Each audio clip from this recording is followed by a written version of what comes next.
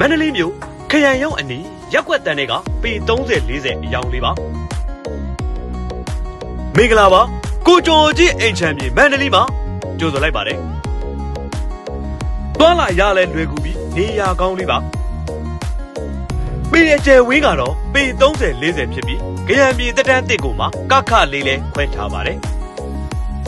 မြေခွဲလွတ်ကူမှာအနောက်လှည့်လေးပါနေရာလေးကတော့66လမ်း105လမ်းအနီးပဲဖြစ်ပါတယ်ဈေးနှုန်းလေးကတော့သိန်း13000ညှိနှိုင်းဈေးနှုန်းဖြင့်ရောင်းချပေးသွားမှာပဲဖြစ်ပါတယ်ပေ30-40ကြိုက်သူများအတွက်ကိုကျော်ကြီးအိမ်ချမ်းမြေမန္တလေးကိုသာဆက်သွယ်လိုက်ပါအကောင်တကအကောင်ဆုံးတွေကိုသာဖန်တီးပေးခြင်းတော့ကိုကျော်ကြီးအိမ်ချမ်းမြေမန္တလေးရဲ့စေတနာပါ